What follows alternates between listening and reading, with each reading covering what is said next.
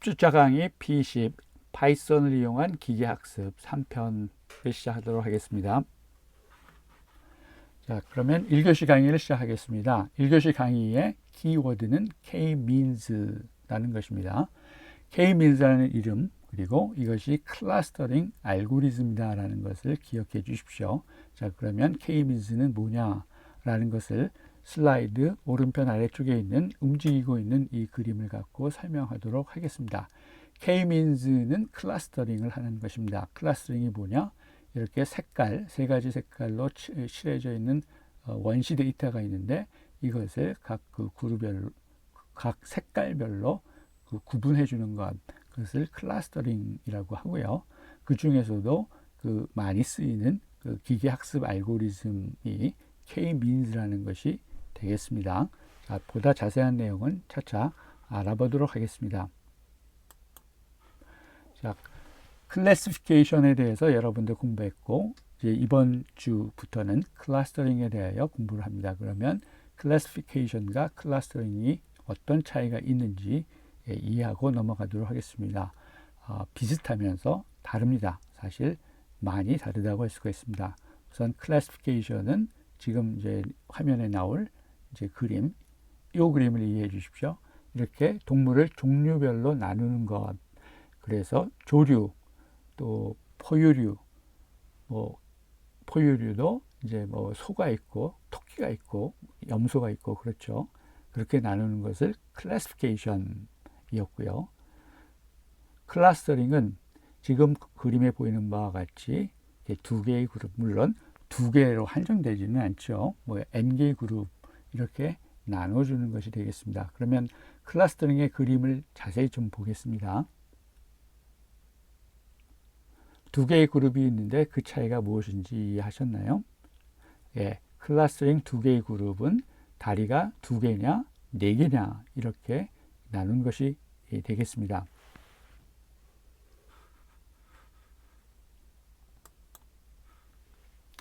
이거를 실제 산업에서 어떻게 이용하고 있는지를 예를 들어 설명해 보겠습니다.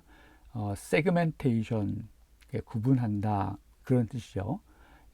고객을 분류하는 그런 것이 되겠습니다. 내 고객을 어떻게 나누느냐? 어떤 금융기관이 그 오른편 위에 보이는 바와 같이 하루이자 10,000원으로 1억 대출 신청, 이런 새로운 마케팅을 시작을 했습니다. 많은 고객들을 모객해야 되겠지만 또 한편으로는 가장 이유를 금융기관 입장에서 많은 수익을 남길 수 있는 골든 고객을 골라내야 되겠습니다. 그래서 금융기관 내부적으로는 왼편 위에 있는 그런 엑셀표, 이거는 이제 고객의 리스트죠.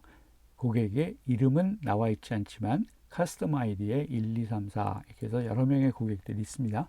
이 고객들을 나눠보려는 이제 노력을 이제 하겠습니다. 어떻게 나누냐?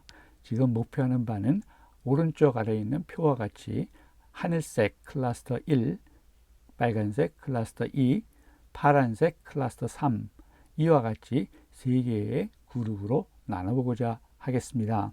클러스터 1의 특성을 보게 되면 affluent, 부유하다 이런 뜻이죠.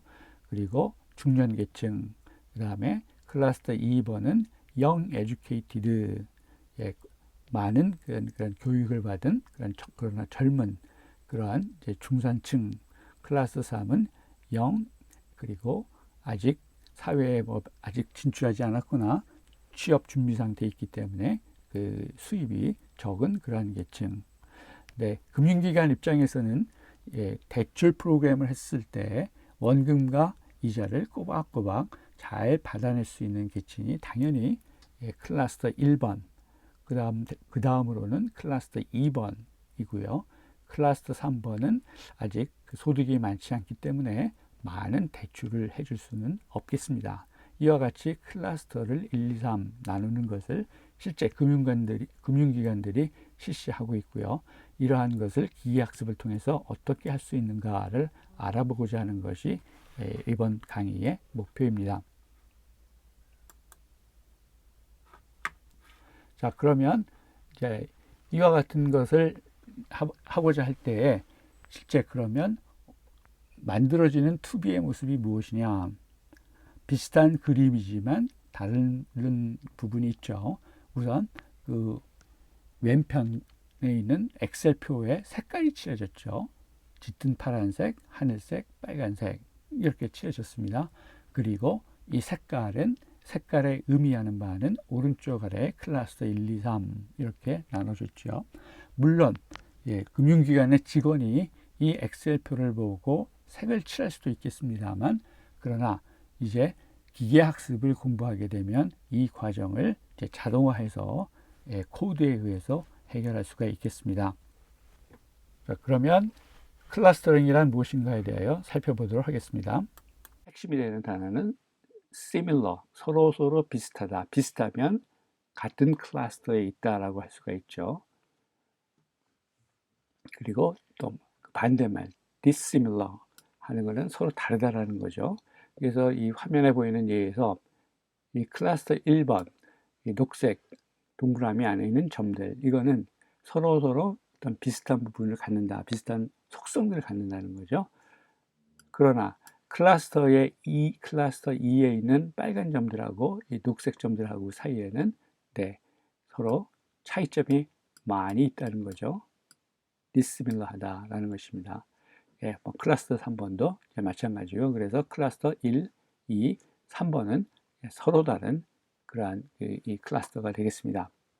혼동할 수 있는 것이 앞에서 배웠던 클래시피케이션, 분류와 클러스터링이 비슷할 수 있게 여겨질 수 있습니다. 사실 비슷한 부분이 있습니다. 왜냐하면 이런 거죠. 지난주 시간에 배웠던 클래시피케이션의 분류에도 사실 동일한 이런 표를 갖고 클래시피케이션을 진행하였었습니다. 그러면 금주에 배우는 클러스링에도 동일한 데이터를 갖고 하는데 차이가 뭘까? 차이가 있습니다. 그것은 무엇이냐면은 지도학습이냐 비지도학습이냐 뭐 이런 것들이 차이가 있고요. 그 다음에 특별히 중요한 것은 뭐냐면 클래시피케이션은 최종적으로 9명의 고객들의 과거 이력을 갖고서 새로운 고객은 여기 보이는 10번의 고객인데, 이 10번의 고객이 특성이 이러한데 여기까지요. 여기까지인데 그러면 과연 이 사람은 대출 상환 능력이 좋으냐 나쁘냐 0 또는 1로 클래시파이 하고자 하는 것이 클래시피케이션의 목표였고요. 그 대표적인 방법이 지난 시간에 공부했던 디시전 트리가 되겠습니다. 그런데 이번 시간에 공부하는 클러스터링은 그 목표하는 바가 다릅니다. 그 목표하는 바는 뭐냐면 여기에는 신규 고객 10번이 없습니다.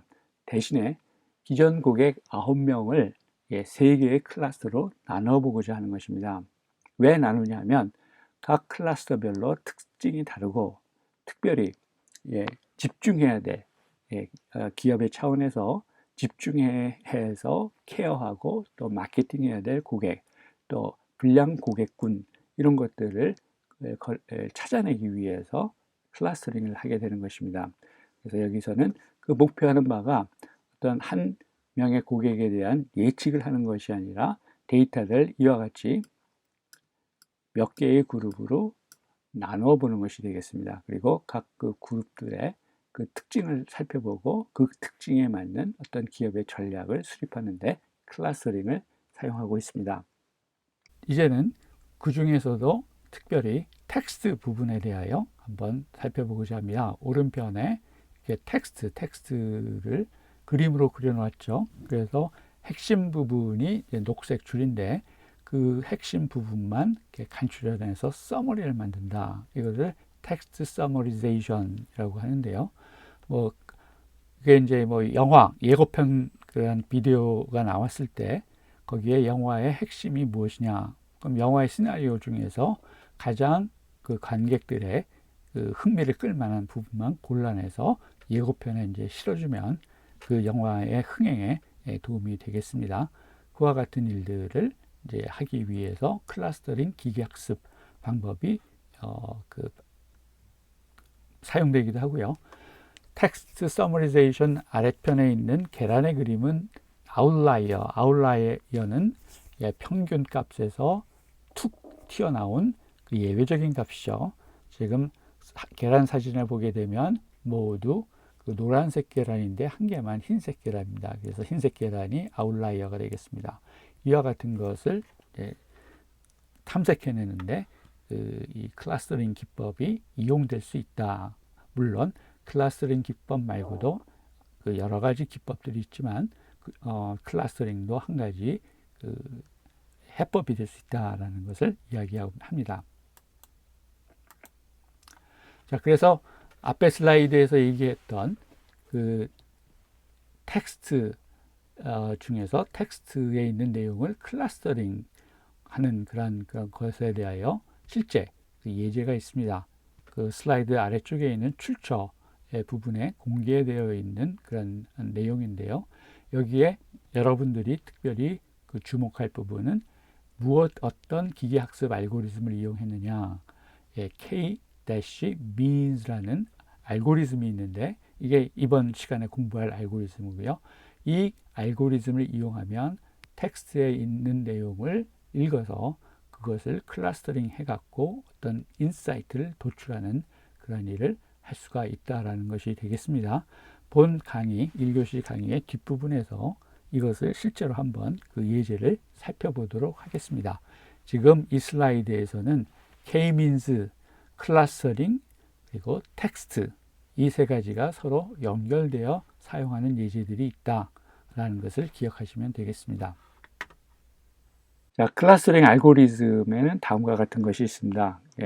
대분류로 세 가지, 그 다음에 그 밑에 중분류로 몇 가지들이 있습니다. 하나는 파티션 베이스드 클러스터링이라는 거고요. 그 개념은 오른편에 보이는 것과 같이 이렇게 몇 개의 그룹으로 이렇게 나눠보는 그런 것이 되겠습니다. 그 대표적인 것이 K-means, K-median, fuzzy C-means라는 것들이 있는데요. 특별히 금주의 강의에서는 이 K-means에 대해서 집중적으로 공부하도록 하겠습니다.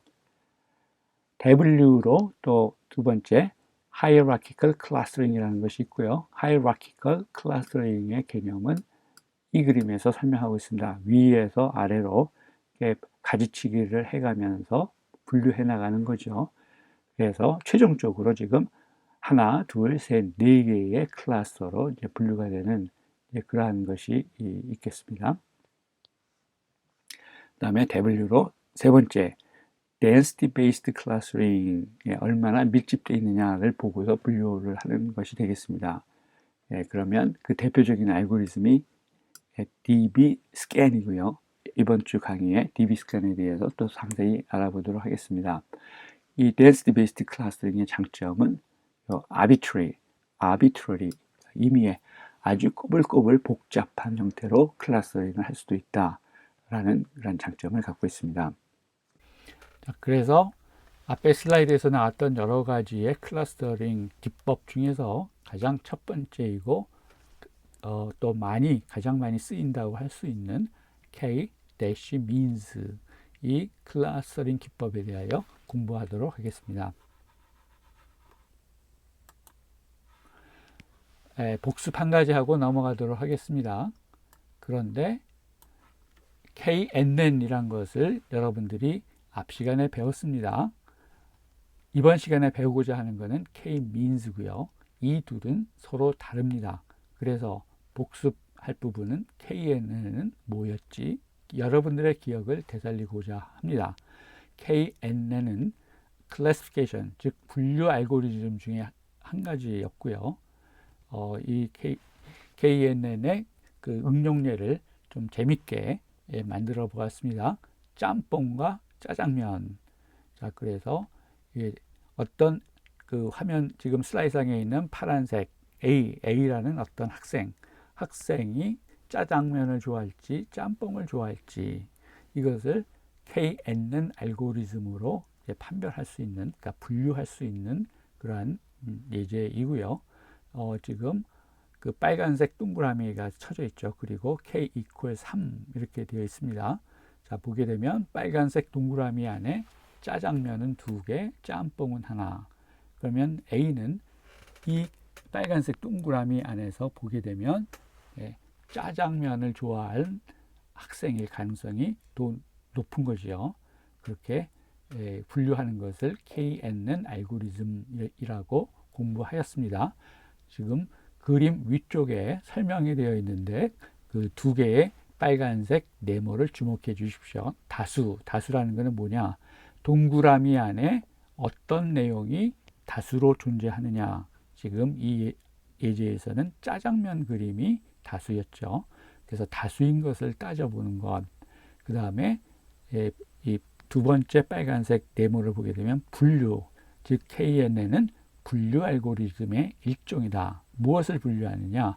파란색 A, 이 A라는 데이터 포인트가 다수가 되는 어떤 그런 라벨이 있는데 그 다수에 속한다?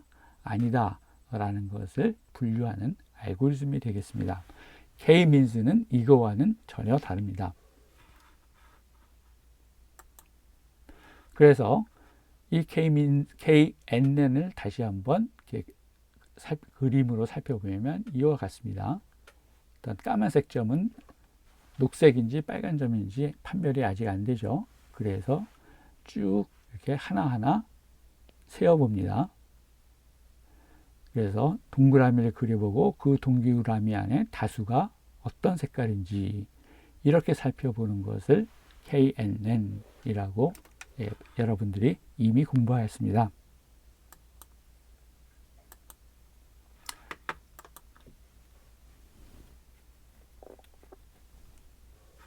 자, K-means 알고리즘은 이 그림과 같습니다.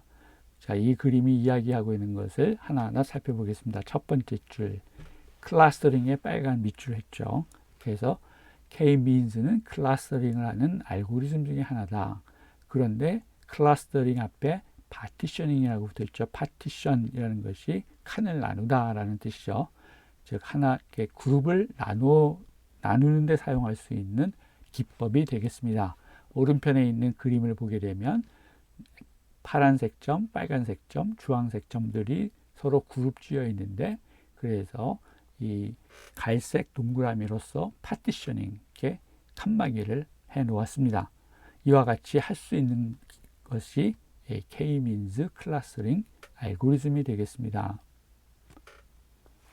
그러면 이 주황색 그 동그라미 한 개를 그 클러스터라고 부릅니다. 그리고 그 클러스터 안에는 같은 동류라고 할 수 있는 그러한 데이터 포인트들이 존재하게 되는 것입니다. 그래서 이 왼편에 쓰여져 있는 설명 세 번째를 보게 되면 very similar, 서로 비슷하다. 이것을 오른편에 있는 그림으로 비유해서 보게 되면 색상이 같죠. 또는 색상이 비슷할 수 있습니다. 여기 그림에서는 같은 색으로만 표시했지만 빨간색과 분홍색은 비슷하죠. 그러면 같은 동그라미에 포함된 그런 동류라고 이렇게 분류할 수 있겠습니다. 자, 그러면 동그라미 안에 있는 데이터 포인트들은 similar, 유사하고, 그러나 동그라미 바깥에 있는 다른 동그라미와는 매우 다른, very different 한 그런 것을 가지도록 이렇게 나누어주는 것, 파티셔닝 해주는 것, 이것이 KNN 알고리즘이 하는 일이 되겠습니다.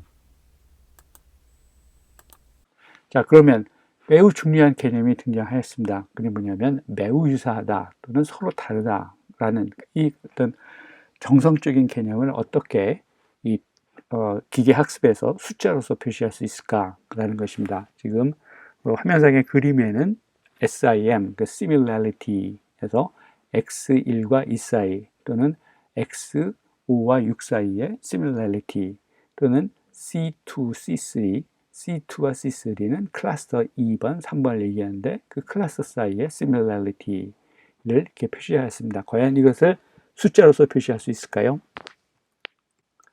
네, 가능합니다. 그런데 그 방법이 이 similarity 대신에 dissimilarity, 유사하지 않은 정도, 또는 이것을 distance, 거리로서, 숫자로서 계산해서 도출합니다.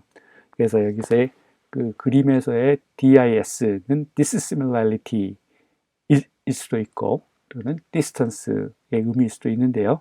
dissimilarity와 distance는 K-means에서는 같은 뜻이라고 이해하시면 되겠습니다. 그래서 그래프상에서 X1과 X2 사이의 거리 또는 클러스터 2번과 3번 사이의 거리를 계산하는 그런 것을 표시하였습니다. 자, 그러면 distance, 거리는 어떻게 표시할 수 있을까요? 우선 그 인트라 클러스터, 클러스터 내부를 얘기하죠.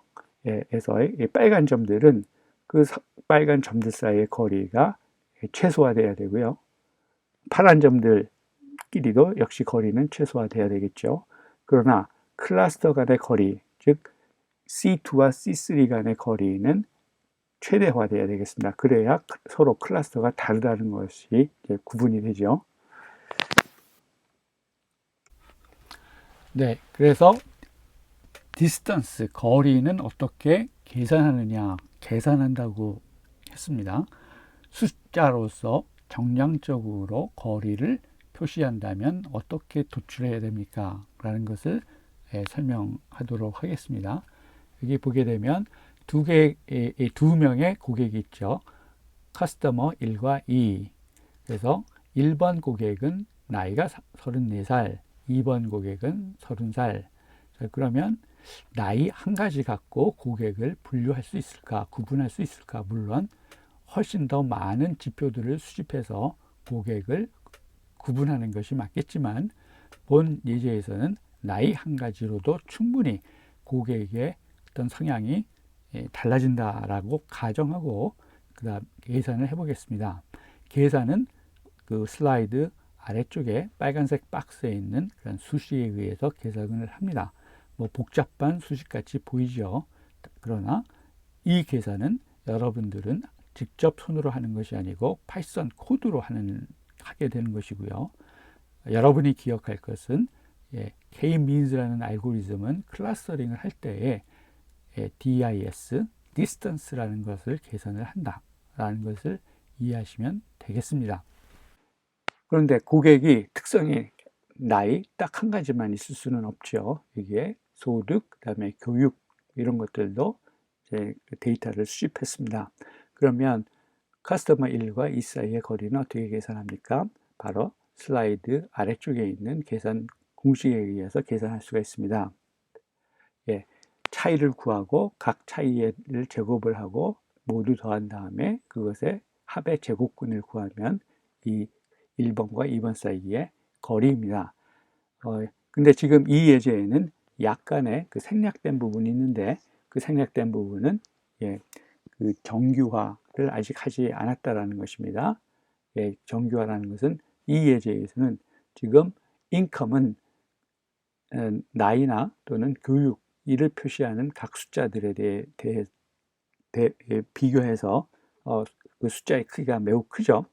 즉 커스터머 1번과 커스터머 2번의 어떤 그 거리를 계산할 때 그 에이지나 에듀케이션은 거의 무시되고 인컴에 의해서 이 거리가 계산되는 그런 경향을 갖고 있습니다.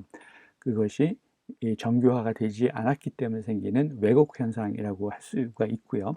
중요한 것은 절대적인 그 숫자의 크기가 아니라 그 차이, 상대적인 그 차이가 얼마나 되느냐라는 것이고 그것을 적용하는 것이 이제 보정해 주는 것이 이 정규화 방법이 되겠고요. 여러분들은 이미 앞에 강의에서 이 정규화 할 수 있는 그 scikit-learn의 라이브러리에 대해서 공부했습니다. 예를 들자면 스탠다드 스케일러라는 함수가 있었죠. 바로 이 예제에 그 이 세 가지 이 속성, age, income, education에 대해 스탠다드 스케일러를 적용해서 정규화를 한 다음에 거리를 계산하면 보다 의미 있는 거리 계산이 되겠습니다. 그런데 지금 세 가지의 속성이 있죠. 그럼 세 가지 속성이 있을 때 거리는 어떻게 계산하느냐 잠깐 기하적인 개념을 공부해 보도록 하겠습니다. 여러분들이 중학교 또는 고등학교 기하 시간에 다음과 같은 것을 배웠습니다. X, Y, Z 3차원 공간 안에서 어떤 P1과 P2 사이 두 개의 점이죠. 사이의 거리를 어떻게 계산하느냐. 계산 공식은 슬라이드 오른편 위쪽에 있는 것입니다. 바로 앞의 슬라이드에서 보았던 것이죠. 근데 앞의 슬라이드의 그 계산 공식이 바로 이와 같은 기하학적인 개념에 의해서 나온 것이 되겠습니다. 앞의 슬라이드에서 보았던 세 개의 클래스를 과연 어떻게 계산으로서 찾아낼 수 있을지 그것을 살펴보겠습니다. 그 찾아내는 알고리즘이 K-means 클러스터링인데요. 그 알고리즘을 설명하는 슬라이드입니다. 제일 첫 번째 단계는 K 값을 임의로 결정하는 것입니다. 여기에서의 핵심, 여러분이 꼭 기억해야 될 것은 바로 임의로 결정한다는 것입니다. 그래서 슬라이드상에 있는 K는 3이다. 이 3이라는 값은 특별한 어떤 의미가 있기 때문에, 그 이유가 있기 때문에 3이 된 게 아니고요. 랜덤 넘버입니다. 세상에 어떻게 랜덤 넘버로 클러스터링 할 수 있겠느냐. 이것이 바로 기계학습의 묘미라고 할 수가 있겠습니다. 그래서 지금 K가 3 해갖고 여기 C1, C2, C3 해서 세 개의 어떤 빨간 점들, 이거는 이제 임의의 점들인데요. 이 임의의 점들, 이거를 센트로이드라고 하고요. 이 센트로이드를 랜덤하게 뽑은 거죠. 이 센트로이드는 데이터 안에 있는 세 개의 점일 수도 있고요. 아니면 데이터가 아닌 그 임의의 데이터 바깥의 세 개의 점일 수도 있습니다. 그래서 C1, 2, 3의 좌표값들을 지금 슬라이드에 그 빨간색 박스에서와 같이 이제 정했죠. 근데 1, 2, 3이 방금 설명한 바와 같이 샘플 중에 데이터 중에서 임의로 3개를 픽할 수도 있고요. 또는 샘플 밖에서 또 임의의 숫자 값을 이렇게 선택할 수도 있겠습니다. 자, 다음 단계가 이제 숫자 계산이 이제 많은 그런 단계인데요. 이제는 거리를 계산합니다. 근데 그 거리가 무엇이냐? 이 모든 파란 점에 대해서 거리 계산을 합니다. 그런데 뭐하고의 거리 계산이냐면 바로 지금 앞에서 임의로 정했던 C1, 2, 3에 대해서 이 파란 점들 각각에 대한 거리 계산을 합니다. 그래서 지금 그 거리 계산을 하는 그 결과가 이와 같이 C1, 2, 3 이렇게 세 개의 컬럼이 있고 각각의 점들에 대하여 거리를 D 이렇게 해서 지금 어레이 형태로 표시를 하였습니다. 다시 한번 강조하면 모든 점들에 대하여 센트로이드 n개, 여기서는 3개인데요. 그 각 C1, 2, 3과의 거리를 계산해서 어레이로 이렇게 정리를 합니다.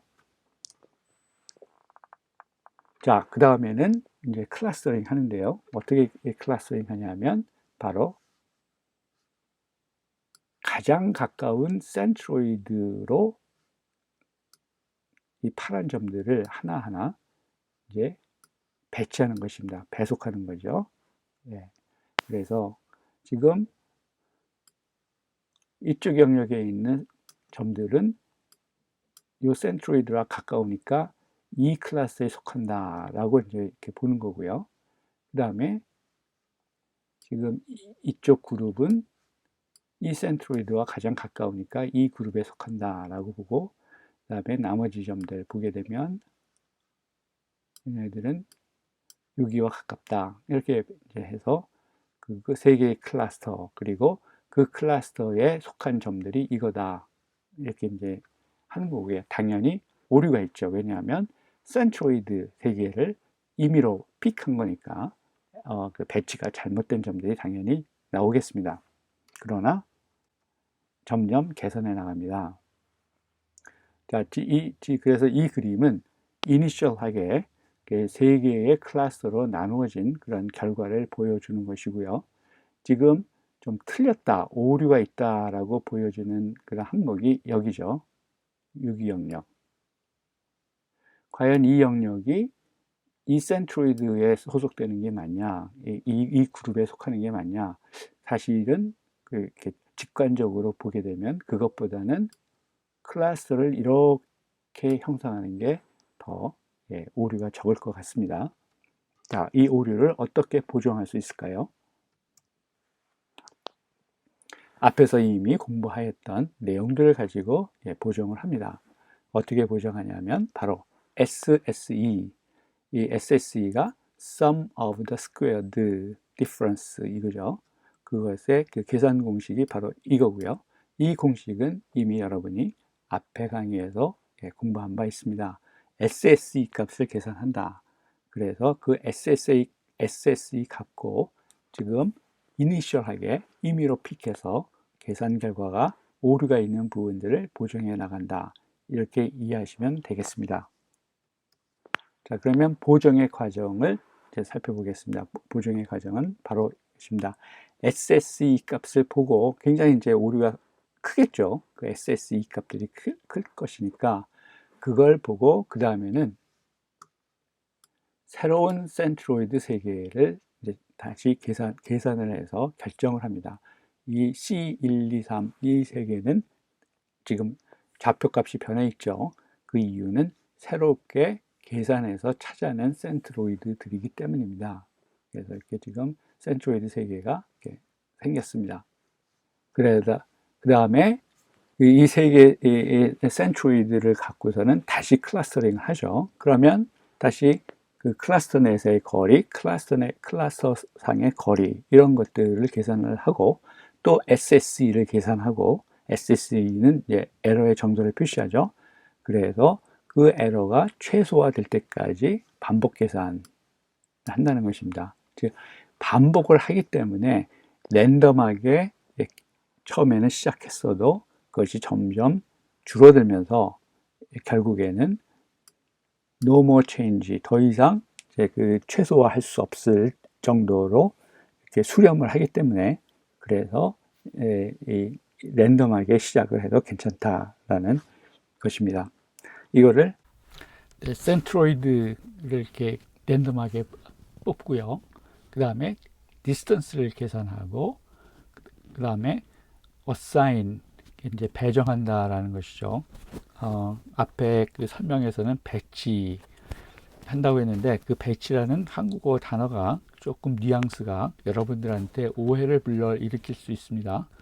움직이는 것은 데이터 포인트가 아니고요. 센트로이드를 움직이는 거고요.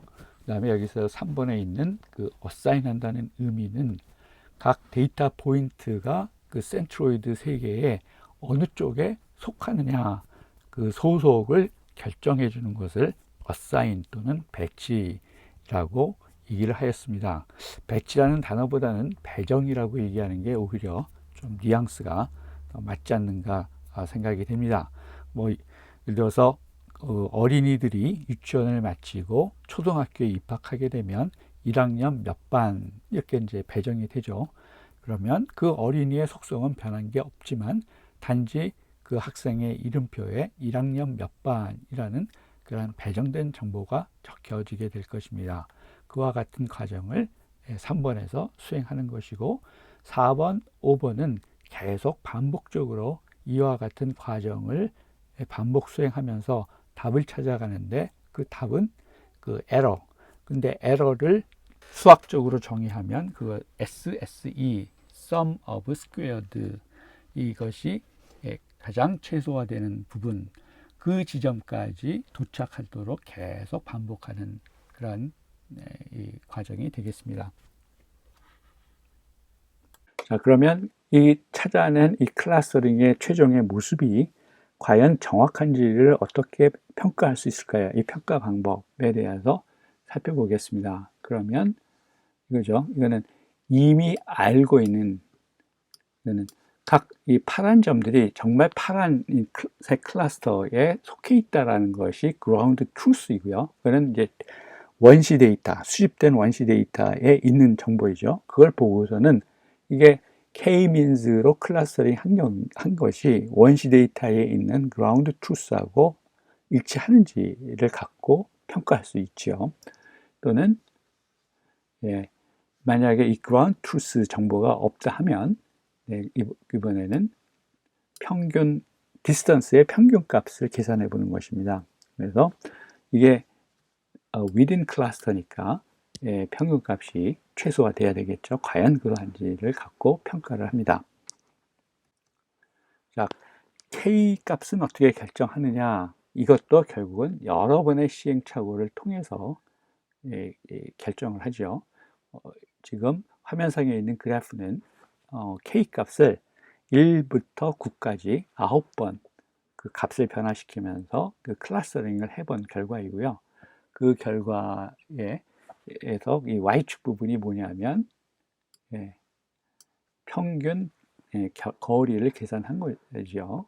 클러스터에서의 그러면 그 평균 거리가 최소화되는 그런 지점이 이제 필요하죠. 근데 보게 되면 K가 5인 지점에서 이 그래프가 꺾이죠. 꺾인다는 의미가 뭐냐면 K가 6, 7, 8, 9 하면 평균 거리가 감소하긴 하지만 보다 정확하다고 할 수는 있으나 그렇게 효과적이지 않다. 그러니까 별로 이렇게 개선이 없다라는 거죠. 그러나 1에서 5로 K를 1에서 5로 변화시키면 그 정확도의 변화는 이만큼 있다라는 거죠. 그래서 최적의 K 값은 5가 적절하다 이렇게 판단하는 것이고 그때를 엘보우 포인트라고 합니다. K-means를 실제로 계산하는 과정을 이렇게 애니메이션, 움직이는 그림에 의해서 한번 살펴보도록 하겠습니다.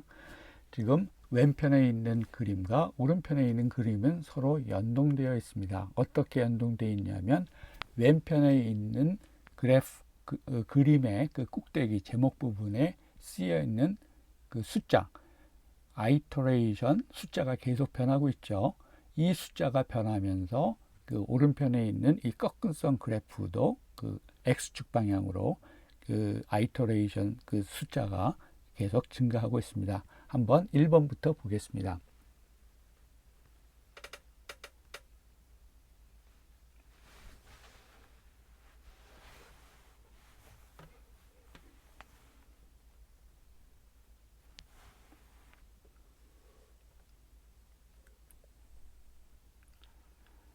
네. 그래서 보게 되면 주목할 부분이 오른편 그래프의 위쪽의 제목 부분, sum of squares 숫자가 적혀 있는데 계속 변하고 있죠. iteration이 증가할수록 그 sum of squares가 감소하고 있는 것을 알 수가 있습니다. 감소는 하는데 그 K 값이 6에 이르게 되면 그 넘어서는 그 sum of squares의 숫자가 크게 변하지 않는 것도 알 수가 있습니다.